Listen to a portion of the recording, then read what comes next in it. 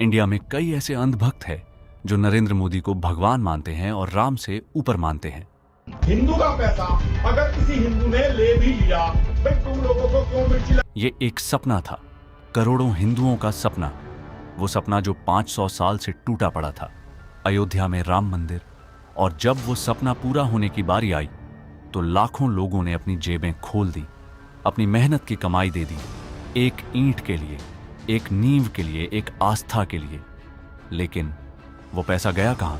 चलिए जानते हैं राम मंदिर में चंदा चोरी का मास्टरमाइंड कौन है, मोदी या कोई और। बात शुरू होती है उस लड़ाई से जो दशकों तक चली। 1992 का वो दिन जब बाबरी मस्जिद गिरी, देश दो हिस्सों में बंट गया और अयोध्या में एक खाली जमीन पर एक बहुत बड़ा सवाल खड़ा हो गया, यहां क्या बनेगा। नवंबर 2019 सुप्रीम कोर्ट ने फैसला सुनाया, जमीन राम मंदिर को। पूरे देश में जश्न। और तभी शुरू हुआ इतिहास का सबसे बड़ा धार्मिक फंडरेजिंग अभियान।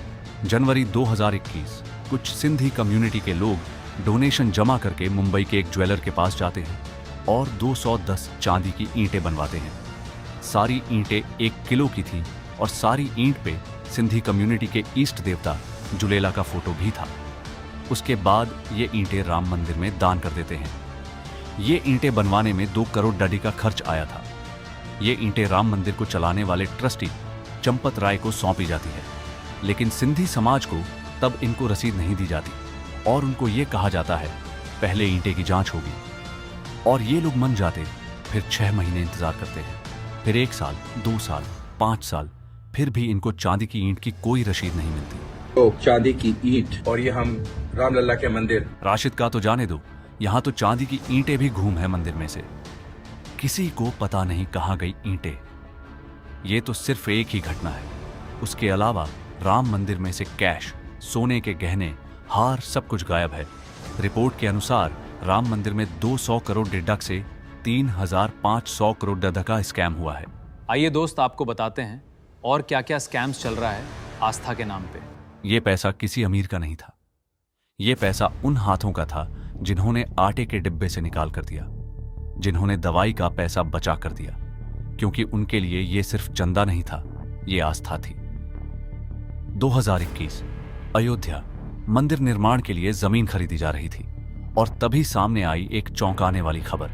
अयोध्या में एक जमीन का टुकड़ा, बाजार भाव करीब 2 करोड़ रुपए, लेकिन ट्रस्ट ने खरीदा 18.5 करोड़ में, यानी बाजार भाव से करीब 9 गुना ज्यादा। इस जमीन के खरीद फरोख्त में जो नाम सामने आए वो आम नाम नहीं थे। कुछ नाम सीधे ट्रस्ट से जुड़े थे, कुछ नाम बड़े धार्मिक संगठनों से, और कुछ नाम जिन्हें सुनकर पूरे देश को झटका लगा। चलिए मैं आपको बताता हूं कि जब राम मंदिर में डोनेशन होती तो जाती कहां है। जब लोग मंदिर में पैसे चढ़ाते हैं तो पैसे डोनेशन बिक्स में डालते हैं। पूरे मंदिर में कुल मिला के 32 डोनेशन बॉक्स थे।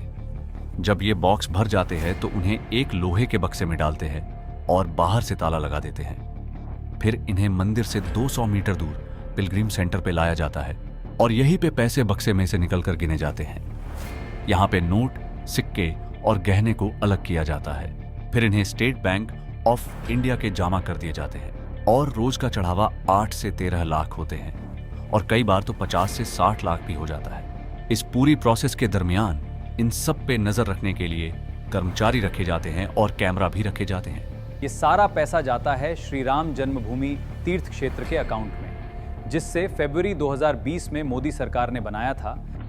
सुप्रीम कोर्ट के आदेशों के अनुसार एक स्वायत्त ट्रस्ट श्री राम जन्मभूमि तीर्थ क्षेत्र, ट्रस्ट का नाम होगा श्री राम जन्मभूमि तीर्थ क्षेत्र। इस ट्रस्ट में कुल मिलाकर 15 लोग हैं, जिनमें से 6 साधु संता वगैरह है और इनमें से कई लोगों का सीधा बीजेपी और आरएसएस से कनेक्शन है। इनसे में एक निपेंद्र मिश्रा जो मोदी के प्रिंसिपल सेक्रेटरी रहे हैं, जो इस मंदिर निर्माण के चेयरमैन हैं, और इसका स्ट्रक्चर ज्ञानेश कुमार ने तैयार किया है। उसके अलावा आरएसएस के अनिल मिश्रा और कृष्ण मोहन भी ट्रस्ट के मेंबर रह चुके हैं। दोस्तों, आपको पता चल ही गया होगा कि इस मंदिर को सरकार ही चला रही है। इस ट्रस्ट के सबसे इंपॉर्टेंट सदस्य चंपत राय है, जो आरएसएस के साथ थे और विश्व हिंदू परिषद उपाध्यक्ष भी है। ये इस ट्रस्ट के जनरल सेक्रेटरी बनाया गया है। इनके लिए कहा गया है कि इनके मर्जी के बिना मंदिर में एक पत्ता भी नहीं हिलता। इस ट्रस्ट के 15 मेंबर थे, लेकिन सारा काम चंपत राय ही देखते थे। इन्होंने अपने खास लोगों को जरूरी जिम्मेदारियां देते थे। इनमें से सबसे पहले रामशंकर यादव उर्फ टिन्नू यादव। ये दैनिक भास्कर का लेख आप खुद देख लीजिए। ये शख्स कभी चंपत राय का पर्सनल ड्राइवर भी रहा है। चंपत राय के कहने पर टिन्नू ही मंदिर की सारी व्यवस्था देखते थे और इनके काम में कोई दखलगिरी भी नहीं करता था। और साथ में उसके भतीजे मनीष यादव को भी साथ लगा दिया। और सबसे इन चंदे को गिनने के लिए एक प्राइवेट एजेंसी को हायर किया गया था और यहीं से शुरू होता है चंदा चोरी का असली खेल। जिस कमरे में डोनेशन की काउंटिंग की जाती थी, वहां 3 तरह के लोग थे। पहले प्राइवेट एजेंसी के लोग, जिन्हें नोट गिनने के लिए रखा गया। दूसरा, ट्रस्ट के कर्मचारी, जो नोट गिनने वालों पे नजर रखते थे। और तीसरे, स्टेट बैंक ऑफ इंडिया और ओनर टीम मेंबर्स। और इन्हीं सब लोगों ने हाथ मिला लिया और चोरी करने लगे। कई लोगों के नाम, जैसे कि सुभाष श्रीवास्तव डोनेशन की काउंटिंग का इंचार्ज था, फिर टिन्नू यादव, फिर अविनाश शुक्ला, फिर लवकुश मिश्रा, अनुकल्प मिश्रा, कुमार यादव, करुणेश पांडे, रामशंकर मिश्रा, जो काउंटिंग का काम करते थे। काउंटिंग के वक्त इनको नोटों की गड्डियों के 10-10 बंडल बनाने होते थे, लेकिन ये हर बंडल में 12 से 13 गड्डी ऐड कर देते और दिखाते सिर्फ 10 गड्डी। बाद में ये लोग बची हुई गड्डी आपस में बांटते। बाद में यह बात राम मंदिर के अकाउंट इंचार्ज महिपाल सिंह ने भी कंफर्म किया। अधिकारी, एक का नाम था रत्नेश चतुर्वेदी और एक का नाम था गगनदीप। वो लोगों को वो गड्डियां बनाते थे और गड्ढियों को फिर 10-10 की गड्डी में पैक करने के लिए बड़ा रबर लगा के बनाते थे। तो 10 के बजाय 12-13 गड्ढियां तक वो बनाते थे। और उसके बाद एसबीआई ने भी कहा कि उन्हें काउंटिंग स्टाफ पे शक है और इन्हें हटाया जाए। और इसे हटाने का प्रोसेस भी शुरू हो चुका था, लेकिन ट्रस्ट से जुड़े कुछ लोगों ने इसे रुकवा दिया।